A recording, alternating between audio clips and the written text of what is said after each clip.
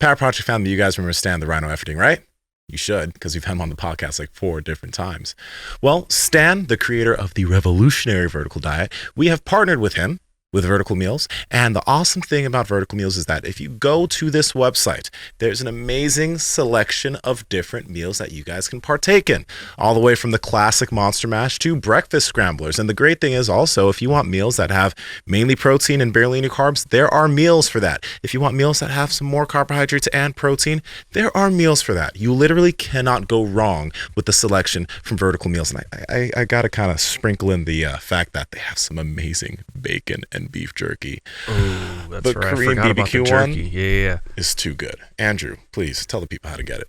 Yes, you guys got to head over to verticaldiet.com and at checkout, enter promo code PowerProject for free shipping off your entire order. And if you order 16 meals or more, you're going to get 2 additional meals for free, including a cooler sport. So that's about $50 worth of free stuff. And all you have to do, again, is use promo code PowerProject at checkout. Links to them down in the description, as well as the podcast show notes. Mark, is that VR too? You're talking right? Yeah, you want to feel the fabric? Check it out. Feel over here more. Ooh. This is Wow. nice. Holy shit. Wow. That's a nice top. I almost, what did you guys call it? Skeet? Yeah. Yeah. Almost skeeted all over the table. It's Andrew's 5-year anniversary. We get to do stuff like that. Yeah. December 17th, whatever 5 years ago was. That's crazy, man. Remember the first day too? Yep. I don't remember the first day I ever showed up here. I only know because... You do? Oh, yeah. I remember the first time I saw you. Really? Yeah. Wow. You were deadlifting, and I was like, oh, Mark's whatever doing something. So I was like, I'll just start snapping photos and whatever. And you were very, like you're stoic, like I'm not going to make a sound or anything. And I was like, I'm not going to take pictures of that dude because he looks like he's pissed. Oh, nailed it. Yeah. God, you've gotten so good. Dang. Yeah, man, This is impressive. Nice You know shot. what? You know what's a memorable moment for me is when Nsima got Nsima'd by Jeremy Avila. When we were deadlifting one day, and Jeremy's like pulling on the bar, and he's ripping these weights up with like 3 plates, 4 plates, and then Nsima comes over to me, and goes, "Who is this guy?" that dude. Fuck. And Nsima's like, "Oh man, I think I met my match here." Oh, he was still much stronger than me. Yeah, But 5 years, bro. Yeah. yeah. What? I know. Thanks, Mark, for keeping me around. My God, thank you. Hey, yeah. Anyway, I'm excited about today's topic. I was watching Layne Norton and Thomas DeLauer go back and forth about a lot of stuff. They got talking about the science of nutrition, and they were firing back and forth. And it was a good conversation where no one was getting heated. They weren't like, F you, motherfucker. They weren't doing all that kind of That's stuff. not Layne anymore. Yeah, they were chill, and it was a good conversation. But for those who don't know, Thomas DeLauer comes from the keto side and intermittent fasting side of things, and Layne Norton comes from like, I guess, if it fits your macros, right? Category, and he kind of sticks to that and sticks to, it's kind of about calories in, calories out type stuff. Both guys have, it's been kind of cool to watch the progression of both. They both changed their minds a bit on some stuff, and not necessarily just changed their minds, but have, I guess, taken on new information and have the understanding of, hey, look, it seems like all these diets can work, where Thomas kind of was like, I guess calories are a factor, where I don't think he was saying that they weren't a factor before. But he was leaning hard on the keto side of things, and where a lot of people don't track their calories. And I think Layne is now kind of more in the camp of, you don't really have to track your calories. If you have certain food choices that might help self-regulate, autocorrect. For some people have an issue with overeating, and having certain food choices could help with that. So it was kind of cool to see them meet in the middle. But one thing that I'd like to get into today on this show is the magic of a diet. And these guys kind of both said that there's no magical diet, and they kind of were going back and forth. But I would like to throw a little disagreement in there, where I actually think that what the human body is capable of when it's given the right opportunity, when it's given the correct nutrition, the correct macronutrients, and the correct micronutrients, I believe the human body is capable of all kinds of cool, magical stuff, healing itself and ridding itself of all kinds of diseases and disorders, skin disorders. We've seen a lot of that with a carnivore style diet. Not saying it doesn't happen with other styles of diet. We've seen a lot of people heal their gut via using like intermittent fasting. We've seen, and okay, there might not be like a lot of research that can back some of these statements that we're talking about here today up. But my definition of something being magical would be that it takes what was once a huge problem and makes it disappear. To me, that's some hocus pocus. That's some magic. So carnivore diets, intermittent fasting, keto, and even if it fits your macros and tracking your calories, to me, they can all be magical if they help you get to whatever spot it is that you want to get to. And for most people, it's just being a little healthier. And for a lot of people, it's just losing body fat. Yeah. I listened to some of the Layne and Thomas, I wouldn't call it a debate, conversation. It was a civil conversation. And it was really interesting because when I've been paying a lot of attention to nutrition content, I actually started off when I was learning about a lot of this stuff, paying attention to guys like Layne, Lyle McDonald, guys from 3DMJ, and it's all the same type of, if it fits your macros, minimal processed foods, space out your meals during the day, sustainability.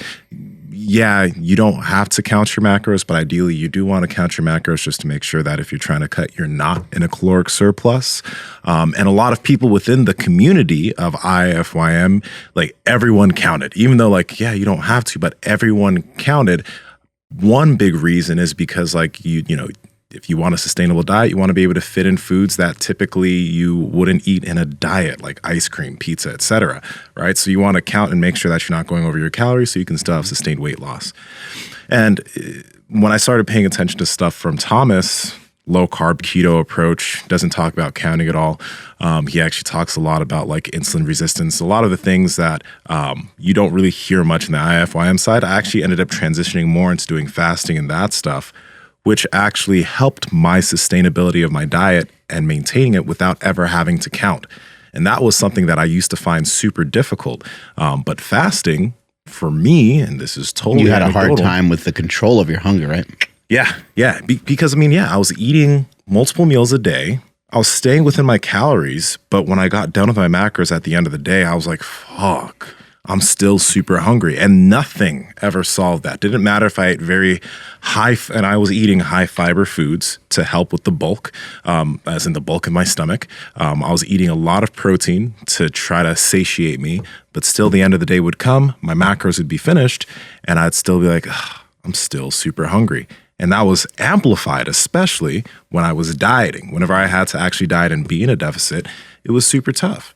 But fasting was something that for me was pretty fucking magical because I just didn't eat for some of my day. I enjoyed the food I ate later in there. I ate whatever I felt like eating, still whole foods, but I just ate that and I was full and I was still losing and dropping body fat. That was somewhat of a magical thing. And that's why like, you know, I think every individual can find their own diet style, but once you figure out something that just works really well and it's something you don't even have to think about, it's kind of like magic because most people don't have it figured out in that way. They still have to track rigidly or they're still having to think a lot. But once you get it figured out, it's like, wow, this just works, even though there are mechanisms behind it that show why it works. It's hard to explain and describe, but I feel awesome. Like I feel really good every day, and there's multiple reasons for that. I'm fortunate enough to have a healthy relationship, a healthy business. I have healthy family members and friends that are close to me. So there's a lot that goes into that, right? And who knows if I don't, some sort of underlying thing that I don't know about, but I feel really good. I feel like I have a lot of energy every day. I feel like I have a good amount of power. I feel like I can still improve very easily. Mm-hmm. And that's an amazing thing to feel. There are people right now that are listening that, would literally have a hard time getting up off their couch, going for a walk, going for a run, embarking on a fitness journey and starting to like lift every day. Like they're just not there yet. And the reason why I feel like sometimes I'm like shouting from the mountaintops is just because I'm so excited. because I'm like, this feels so good. Yeah. Like, I swear to God, trust me, like this, there's a lot of like magic in this. I've been in some spots in my life where I didn't feel that way. And when I was powerlifting, I was able to do some stuff in powerlifting, and I was able to lift some heavy weights, and that felt good because that was like my main focus at that time. But I couldn't really do anything else. I just remember like going through an airport or something like that. I would literally just be like, I need to sit down for a little bit. My back is on fire. My shins would be on fire, which doesn't make any sense because I'm just walking. And those were all like signs. And I was like, okay, when this contest is over, you need to take care of this. You need to lose some weight, get healthier again, and things like that. And so I kind of go back and forth. But I've never felt this good for this long. I've never been in this good a shape for this long. I just talked to you guys a day or two ago about first time ever running 30 minutes. And then today I went for a run, and I just wasn't even really thinking about it. And not only, well, when the other day when I went, it was just a jog. It was very, very slow because I've tweaked something in my calf a little bit. Today I felt better. I went on a run, and I ran for like 40 minutes, and it felt like nothing. I think I ran, a little over 2 miles, and it felt really good. I credit a lot of that to my nutrition. I use intermittent fasting, and I predominantly eat meat. I don't really eat a lot of carbohydrate. I'm not against carbohydrate. But for me, I have to be cautious because it will incite a riot within me, and I will want to eat everything in our pantry. And we have snacks at our house, but they're not even anything that I would consider to be like quote unquote unhealthy. They are just things that would make it very easy for me to overeat. Even my own children have way better control than me because we have like chocolate chip granola bars, and we got all the yummy stuff that all three of us would really love. If you eat one of them, and I'm so fat too, because I'll look at them and I'll be like, oh my God, if I took that and dipped that in that peanut butter, that would be amazing. Like I'm trying to make it even fatter than it already is. And so I got to be really, really cautious with a lot of stuff. And I have to be like organized with my thoughts. Otherwise it doesn't work well. But intermittent fasting, predominantly eating meat, utilizing that as kind of like protein leveraging. Whenever I'm hungry, I eat meat. If I'm not hungry for meat, I try to just wait longer, and then I'll be hungry for meat. Anything else, I just kind of consider to be like fake hunger. And I try my best to say, you really want to do that right now? You don't need that. That's not really part of your goals. Yeah. One thing that I find interesting is I see a lot of comments from individuals like when I talked about fasting, when you've talked about fasting, some people are like, the fasting only works for you because you have good genetics, or this only works for you because you're on drugs. And it's like, and it goes into the thing that we've been talking about for a while now when it comes to like your belief in something, if something's going to work or not. If you go into like in the past, when I've looked and heard about IF, since my main goal was building as much muscle as possible, I had this thing in my mind where I'm like, there's no way I'll be able to perform or continue to build muscle if I don't space out my protein and eat it throughout the day, etc. Totally false. Like, I've been building muscle since I've been doing fasting for the past 3 years. You don't look small. Right? I've continued to build muscle, and it's not something that's gone away just because I don't eat for a good part of my day. I just have better appetite control now, which is something I've never been able to have. And I can do that within a deficit, and it's super easy and super simple. But it's just interesting, kind of like the shift, because with my former goals, I would have never thought that I would ever even try something like this. I assume that's the same with you coming from your background. Oh, 100%. Would you say that maybe you eat like 2 or 3 pounds of meat a day, something like that? Yeah. I don't even think about it in pounds. But I'm just saying, like, for the most part, like, I think we're both carnivore. I know that, like, the second that you eat anything else, people flip out. But, like, a large percentage of our calories come from meat-based products, right? Yeah. Yeah. Yeah, and I'm in the same boat, and that is something that, again, gives me leverage over being able to control my hunger. The intermittent fasting as well, like when it's easy for me to kind of like look at my day and say, okay, I have this and I have this. I'm going to eat at this time. And you probably do the same with jujitsu. It's probably kind of centered around that. You're like, if I eat a bunch, I got jujitsu at this time, like that's not great. I'll just wait till later. And maybe for the day, I'll only eat once. And then you might have a few days where you do something like that. You eat only once or twice. And then you might weigh yourself one day or look in the mirror and be like, this is kind of cool. I'm like super shredded, but like I need to be strong on the mat. I need my performance. You might go to practice and it might not feel the same. Then what do? Eat up, right? You just eat a little bit more for the next few days. Like, and that's the thing. It's as when I started doing fasting, it was really rigid. Like, cause I was like, I need to figure out how I can do this. So I was like, okay, I'm going to fast for 16 hours every day and eat around the use same an time. app and things like that. Yeah, I used this app called Zero Fasting in the past. So I'd be very rigid. I'd only drink coffee. I wouldn't allow myself to drink anything that had calories or whatever. But as I got used to it, I realized certain things aren't really that big of a deal. Like if I have a protein shake, it's not that big of a deal. I can have a protein shake or two in my fasting window. And yeah, technically it's not fasting since I'm getting some calories in sometimes, but it doesn't spike my appetite. I'm still able to eat later in the day without feeling super hungry. And also that we've talked about this so many times, but the feeling of hunger is not it doesn't bother me at all anymore. A lot of people, when it comes to dieting, the one thing that they find so hard to deal with is hunger. Like, I'm always feeling hungry. I'm always feeling hungry. I even saw that in the comments of the Layne DeLauer thing. People were like, yeah, I was doing fasting for a while, but I felt hungry. But the thing is like now, hunger isn't that big of a deal. Feeling a little bit hungry, you're just like, you'll feel it and then it'll pass and you can eat later. But that is something that a majority of people don't have control over. A majority of people are trying to figure out a way to diet in which they feel no hunger, which is why they eat so much fiber, which is why they eat so frequently during the day. They have 6 different meals, right? Because they're like, I can't allow myself to feel hungry, right? But fasting forces you to come to terms with that, right? Get used to it, because as you continue to get used to, feel it and not respond to it, you get better at dealing with it. And then once you get better at dealing with it, then it's not even a problem, which makes dieting easy. It makes it a lot easier. You get pulses of hunger, whether you eat or not. We've talked about it many times on the show. There's a lot of information and research about it. If you look at some of the top researchers that research fasting and intermittent fasting, we're not suggesting that we believe that everyone needs to diet this way. We're also not suggesting that this is the only way that people can effectively live out a good, prosperous, healthy life.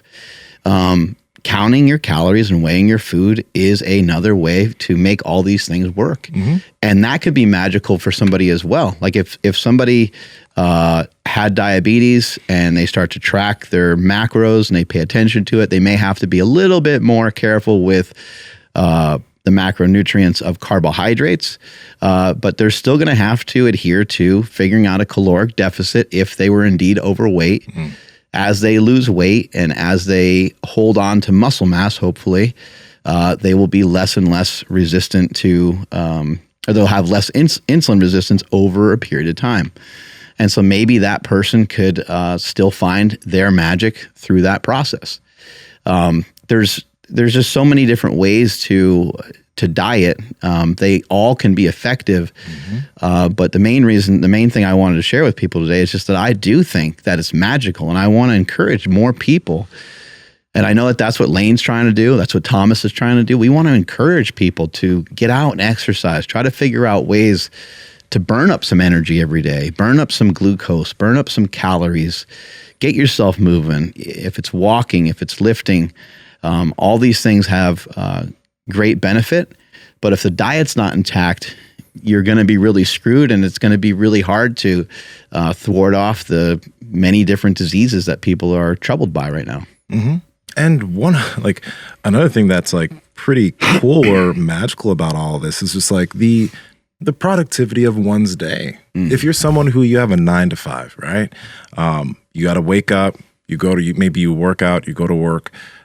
Imagine not having to think about food for a majority of your day, and then you just eat up when you get home and you go to sleep. right? It's like initially it may seem like what I'm saying is like, damn, no, that's crazy. I'm always hungry when I wake up in the morning for breakfast, and I always want to eat lunch at work. I can't imagine going through my whole day not eating. But imagine like what that would take off if you just had to worry about food when you go home. That's kind of what we're talking about here. That's the main time I think about food, when I go home and then I eat up, right? Because the concept, like when you think about the big concepts here, and a lot of people that are listening are athletes, right? So you have the main thing of I want to maintain muscle and I want to be able to perform. Well, a big aspect of maintaining and gaining muscle is just making sure you get in enough protein each day. Yeah, if you space it out, maybe it's a little bit better, but it's not that much better. If you get in the protein you need, cool. And getting in the calories you need to be able to perform. Maybe that comes from fat or carbohydrates or whatever, making sure you have electrolytes so that you're making sure that you're performing well and you're not electrolyte deficient. If you have those things, you're good. The timing of it is not that big of a deal. Because like when I think about this for myself, I just need to make sure I eat enough the night before the next day, and then I can. Yeah, my performance the next day is good. It doesn't all disappear. It doesn't all disappear. Like I can eat. All I need to do eat tonight. Tomorrow I can do jujitsu in the afternoon or evening, and I'm good as long as I also have electrolytes, because that makes sure I don't cramp up and I'm not electrolyte deficient. But my performance is fine. And those are some of those big concepts. Now, the reason I think it's even Sean Stevenson when he was on, and we've talked about this before, this is really not that difficult, but obviously everyone's trying to figure out the best ways to optimize and make sure everything's perfect. So in that realm, then it starts to become a little bit difficult, because now you're thinking of, okay, I got to have this an hour to 2 hours before I work out. I need to make sure that post-workout I have this shake. I need to make sure that I take this supplement around. It really... Don't forget about your BCAAs, bro. Like and your pre and your post. And I think, again, I've been hammering this down because I've been thinking about this so much. It does come, a big part of it comes down to what you believe is going to work for yourself. Oh, yeah. Because that's true. If I didn't think that I could perform well while doing fasting when I started it, I wouldn't have been able to stick with it. It was because I was like, I'm going to try to make this work and figure out ways to make this work. You believed in tracking. And you used to track, and it worked great. You were a professional bodybuilder. We're a professional bodybuilder. Yeah, I still am. I still got my pro card. But the thing is like, when we look at why you track so you make sure you're either in a surplus or a deficit. You want to be within a range. But now, because of tracking, I can eat and know what to eat for my goals. I can eat and know what to eat so I can bulk without tracking, and I can eat and know what to eat to maintain a deficit over time. It's just now I don't think about it. I literally put no thought into this because of my food choices and my habits. Could you imagine you studied jiu-jitsu for 30 years and you get towards the quote unquote end, which we know there's really not like an end to any knowledge that you're trying to obtain can go on. It's infinite pretty much. You get to the end of it and it kind of turns out all you ever need to know is like an arm bar. The thing they teach you on day one of some jiu-jitsu 101, the thing they taught you on day one. And I think that's a disappointing thing about nutrition is it always goes back to the basics. The food that is provided for us by this land, by God or whomever, or whatever the thing is that you believe in. We got meat, we got some vegetables, we have some fruits. We got a couple offshoot things of like olives and nuts and seeds, and that's pretty much it. Those are the things. And when you eat those things, interestingly enough, they have stuff in them that prevents you from overeating them. An apple, for example, it would be relatively difficult to eat 5 apples in a row. It might even kind of like hurt. It might even hurt your stomach. Gosh, I feel good. Yeah, 5 apples in a row or 5 oranges in a row. Like if you did 2 in a row and you were kind of hungry, you might be like, oh, that was pretty good. But I'd imagine you'd start to fall apart after a minute, you know. But you can take that same food. You can take an apple. You take 10 apples and throw it into a blender. Blend it all up. Now it turns into a bunch of juice. It is kind of stripped of some of the fiber, And now you can just drink it. And how long does it take to drink it versus how long does it take to bite it and eat it? Those 5 apples, they could have lasted you kind of all day. You could have ate them throughout the day. You could have had them. That's actually a strategy where people will eat an apple before they eat a meal. And it will help cut back on the amount of, there's like research on this kind of stuff. It will literally help cut back the amount of calories that you eat because an apple's pretty damn dense. And it has fiber in it. It has a lot of nutrients in it that will prevent you from overeating it. Try something like, eat a chicken breast before you have like whatever the hell meal. You have a thing of lasagna or something for the night. You got a pasta meal or you have something where like all hell's going to break loose and you're just going to go for it. Or if you don't have chicken breast, have protein shake. Yes. Make yourself a 40-gram protein shake before you eat your meal and you won't eat as much in terms of that meal. Absolutely. It will at least, it should, it may not always, because maybe you just totally lose control, but it should help you. And in the case of like the food versus the shake, the food will help you a little bit more. It will. But protein shakes are a great tool, especially like if you're, on your way out to shopping or something like that, because you'll find all kinds of weird, crazy shit in your shopping cart when you're really hungry. That's why those, y'all don't sponsor us, but those fucking Fairlife shakes are the fucking best, man. Those things So are good. delicious. They're so good. I I'll get you a salted caramel before Please, we end the yeah. podcast. Yeah. I was cracking up because you were saying something that I hadn't really thought about, but it's totally true when you're saying like somebody starts a diet and I'm on a diet, I should never be hungry again. That's so crazy because it's just like, okay, like if I went to the gym, like, I maxed out at 135. Tomorrow, I'm going to be able to do 225 because that's just what's supposed to happen. It's like, no. But then I'm thinking, like, I don't know if you guys have ever had like family or even, I don't know, maybe yourself, if you had to go do blood work and then you get the thing that says like, oh, you have to fast. And I remember, like, I think it might have been my sister or like somebody, like they were just completely dreading, like, I can't believe I can't eat all day. And it's like they build up this monumental thing about like, guys, I'm going on a heroic task. I'm not going to be able to eat breakfast today. And then, by the end, they're just like all like dizzy and like, oh, they took all the blood out of me. And, but it is that mindset thing, dude. Like if you believe that fasting for fucking 16 hours or less is going to destroy you, it's going to destroy you. Yeah, man. And dude, then we had a guy here like during the flu thingy that was going around. Mm-hmm. We had a guy here that I didn't see for 3 months. Yeah. I didn't recognize him. He shaved too. Like he had this awesome beard going and then he shaved and got rid of the beard.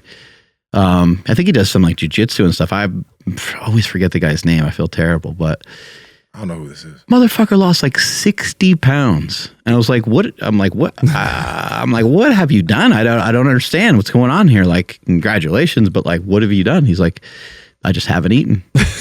And I'm like, what do you mean you haven't eaten? It's like, I haven't eaten the whole time. He did a 3-month water fast? He did a 3-month water fast. Excuse me? Yeah. It was definitely like that. But you can go a long ass time without food. Yeah, it was. Not suggesting it, but good. The movie with the Rock and that's Kevin Hart, where he's like, "What did you do?" And I only work out twice a day, 7 days a week. And who's counting? And he's all like flexing his pecs and everything. But that was really easy, man. That was the exact same scene though. He's like, "What did you do?" I just stopped eating. All right, cool. Man. But yeah. Pat Project family, I don't want you guys to continue looking dusty in your old gym clothes. That's why we partnered with Viore Clothing. You see, I'm guilty of not wanting to wear these gyms to work out because they feel so good. So you guys need to head over there and just go check them out. This is the Stratotech tee. It's so comfortable. And let me just let you guys out. Andrew, how can people get it? Yes, guys, you guys got to head over to viori.com/powerproject, VUORI.com/powerproject. Links to them down in the description below. Let's get back to the podcast. No, I kind of been doing a little bit of, but I don't know what you would call it, but I'll eat breakfast and that's all I eat till dinner. There you go. And sometimes it would be no breakfast and then just whenever I have time here to eat something and then dinner, or maybe fast throughout the whole day. But I'm noticing that if I just load up on protein, like at probably upwards of 100 or more grams of protein for breakfast, I'm not going to fucking eat for the next 8 hours. Like I don't even like, you had brought it in and out a couple of times. Well, twice. Yeah, that's a couple. Yeah. And it's like, damn, that's really like, that smells good. But dude, previous me would have been like, that's it, I'm getting the fuck out of here. I have to go. You know, the day that we podcasted with Joe Sullivan, I definitely was that person. But like, dude, it's so weird, dude. It's like no just drive to go get food or anything. It was all gone. Remember Astrid when she was on the show? She was like kind of against intermittent fasting, and then we kind of discovered that she kind of does it. You know, but it was more your version where you know I don't think it really the amount of time that you fast for. I know that there's research on the 16-8 fasting model where you fast for 16 hours and have an 8-hour eating window.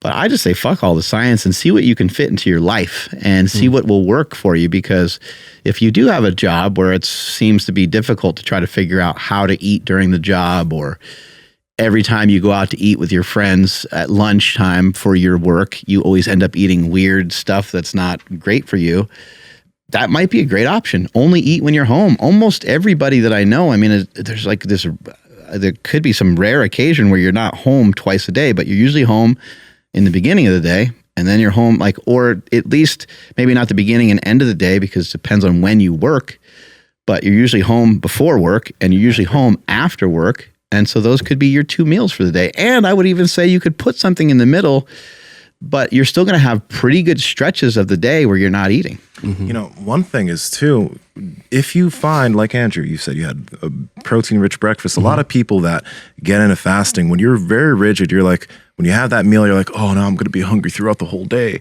Because people, like, when you have a meal, ghrelin does spike throughout the day a little bit more. So people believe that. But if you just like have that breakfast on a certain day and just think, oh, this is inconsequential, doesn't matter. Just wait till the end of your day. You're perfectly fine. You shouldn't let that get in the way, because there's some days where I'm just like, I'm going to eat something. And then I don't eat until the end of the day like you do, right? But before, when I was super rigid, I would sometimes feel a little bit hungrier throughout the day. Yeah. You know? And I started doing that. One, just because I woke up really fucking hungry and I'm like, oh, no, I'm going to fast. Like, nah, fuck that. I'm going to eat. But also because of like, when we do have people on the podcast, Ellen Aragon and Layne Norton, you know, they do say that like, well, if you do have protein throughout the day, it might help like a tiny bit, right? Yeah. Almost insignificant, but I'm not as big as you guys. I do want to make sure I'm taking in enough calories, enough protein. So I do need an extra meal somewhere in there. And right now it is breakfast. So I'll work out and then I'll eat a high protein breakfast. And then I just won't eat anything the rest of the day, because it's still like, I want to gain size right now, but I don't want to gain a lot of fat. Yeah. So I'm still kind of keeping my calories in check, and I'm not hungry because I'm eating so much protein. And then that meal at night, like last night, I just had spaghetti. I didn't have anything special. It was just fucking spaghetti with real cheese too, by the way. Oh yes, none of that fat-free shit. Nah, none of that fat-free shit. There we go. But I didn't give a fuck because it was my only meal. Like, you know, it's no big deal. And then the first meal, it's not like I'm having egg whites. You know, like I'm having French toast with like one whole egg and then the rest egg whites. But it's been fucking phenomenal. One thing that was really, really bothersome about, I guess, the science-based community, although I love how we have research to back certain things up in terms of nutrition, people are almost too dogmatic of studies. For example, research shows that spacing out your protein feedings during the day will increase muscle protein synthesis. Then the bodybuilding research-based community comes and says, this is why you must spread out your meals and have 4 to 5 meals each day so you can get the absolute most out of that. But at the end of the day, when you see people who do apply that, and maybe instead they just have 2 meals, right? Or even some people who have 1 meal and they're still managing to gain muscle, it's like, that can end up being so much better for an individual's lifestyle. They're still getting the result of gaining more muscle, but they're not having to eat 5 or 6 meals each day. And then people are like, oh, you could be gaining more muscle though, if you just spread out, or if you just spaced out your protein feedings, right? It ends up being like, oh, this is what you have to do if you want to get the most out of it. I frankly do not think that's the case. I really do think that, like, if you just have the amount of protein you need to have, and you have the amount of calories you need to have, you're going to be just as good as the individual who's trying to get in 4 to 5 meals, right? And you might be easier to stick to it. And studies, I mean, what do they study? They study like stuff that can be measured. right? And once you start getting into that, I mean, for when you're talking about human behavior, like it's not really measurable.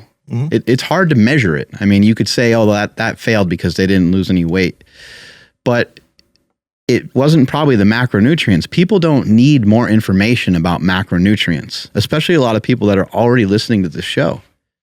What do they need more of? They need more strategy. Yeah. They need more of a game plan. And each person is wired a little differently. I know for myself, if I'm going to eat anything bad or if I'm going to overeat, it's always at night. It's always like, you know, it doesn't happen it doesn't happen when I have a good state of mind when I first woke up out of bed, or it doesn't happen right after I went for a jog and then grabbed a cup of coffee. Like that part of the day, like I'm on top of the world. I'm like, I'm going to kick the world right in the balls today. This is going to be amazing. I'm going to go do a podcast. I'm going to create new products and this is going to be sick. I'm going to go and fucking deadlift and drag the sled. And like, I got all these hopes and dreams, right? And the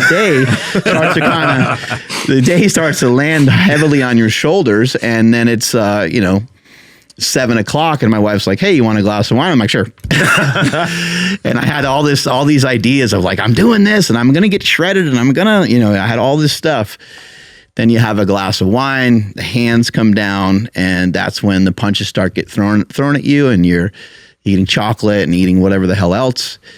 So for me, it's like, sometimes I have to try really weird stuff. I'll talk about this more as I try it more, but I've been working on sort of eating in reverse. I used to end my day all the time with something sweet because I like sweets, but it doesn't work because it leads me to like wanting more. Yeah, I just want more and more and more.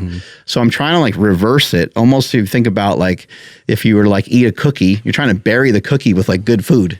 So when I get home at like 4 p.m., I still might protein leverage, eat some protein. Then I might eat something sweet. Some sweet leveraging. Right? I like it. And then I might say, we're done with sweets. I've actually been doing it, experimenting with like dark chocolate because I like chocolate and I like dark chocolate, but I don't. Chocolate's great. I'm not fucking crazy about it. So I'm not going to completely overdo it most of the time on stuff like that. So I've been eating just like a couple squares. Then I go back to, because I'm still hungry. I still didn't eat my meal yet. That time I'll usually take a shower and then I'll come back and I'll eat with my family and then that'll be that. So I ended on more of a savory note rather than a sweet note. It's just something I'm messing with. But again, people need more strategy. So the stuff that you shared about the way that you eat and kind of why you're doing it and the way that you eat and the way that I eat, that's what there are people that do need specific diet protocols because they just have not dove into any of it yet. But for the most part, most people already know how to lose weight. They already have lost weight many times over. They understand a lot of it. They even understand the severity of like over dieting, like they're trying too much cardio. Like people got the message. People were doing too much cardio. They were eating too little and they only make it 5-6 days in, or sometimes they make it a week or two. They lose some weight and they kind of continually lose muscle in that process. And then when they go to the regular scheduled diet, which isn't very good, they put on more fat, they have a little bit less muscle, and they continually do that. That's kind of like yo-yo dieting. People know, people are pretty aware. People know a lot of this stuff. You just need more and more strategies. You're definitely onto something because it's sort of like if that cookie is fuel and your meal is fire. So you're laying down the fuel first, then you're igniting that fucker. But once the meal and the fire is done, it's over. Whereas you're on fire already, and then the cookie is more fuel. So what are you going to do? You're going to add more fuel. That fire goes fucking bananas. And then you end up just being more hungry and reaching for another cookie. Burn down my whole house. And then next thing you know, you got to go back to the store because you don't have a house anyway, so you may as well just eat some more cookies. Laying there in a bucket of tears with my Ben and Jerry's. It's tough having a family, man. But I'm just thinking about you guys because when you said I have these bars in my cabinet, I'm like, I don't even know that level. I don't have the bars in my cabinet because I just know I can't do it. Just no. They don't really bother me much. I do kind of just view them as like they're not for me. They're not. I know that I'm going to overeat them. So it's almost as if someone like, well, maybe, I don't know, maybe I'd fuck up on that. But I'm just going to say like if someone brought in like pizza or something, I would probably just choose not to. I'm going to just, there's never a point. There's never a point where I have enough. Right. Of fucking anything. Bottomless pit, yeah. I already know that. Yeah. Like pizza, I really like pizza a lot, but I'm not a person who could be like, oh, that was kind of cool that I had a slice or two. Mm-hmm. Yeah. I want like 15 slices. And even that, once there's any room for anything else, I would still want to eat more. Mm-hmm. You'd make room. Yeah, I'd be like, I could totally eat some ice cream right now. Yeah. I'm still the garbage disposal too when it comes to food. I've tested That's this out. great. Be like, can I still put this away? Yep, still can. So it's like, it's crazy. Yeah. The only thing that's gotten me recently with having like random shit in the house, it was it was like some kind of like cookie brittle or some shit like that. Basically, it tasted like it was just like sheets of just the top of a brownie. So it was just like, and it was all edges too, you know? It was like so good. I'm like, wait, what is that? I'm like, oh, that looks cheap, you know, whatever. And then I just randomly got one. I'm like, oh my God, there's chocolate chips in here too. Owen gave us that fudge. I ate that. I haven't fucked with that yet. Oh, you haven't? I ate the whole thing once you gave it to me. I saw you Put it down. I was like, I'm gonna save some of this with some milk when I get home. Nope, just ate the It whole was thing. doing Like, no, you're pretty not. good. It was doing pretty good for like 2 or 3 days in my house. And then I noticed this morning, I'm like, a big old chunk's missing out of it. I'm like, oh, I wonder who finally, it's been sitting right on the counter. Yeah. I'm like, hey, everyone's I doing wonder pretty who did it. I'm like, everyone's doing pretty good so far. Like a couple days went by. And then Yeah. now there's a big old hunk missing out of it. So Hey. Mine's still intact, but that cookie brittle shit, yeah, I ate that. All right. It was a big ass like 10-pound bag. New Ben and Jerry's flavor to try.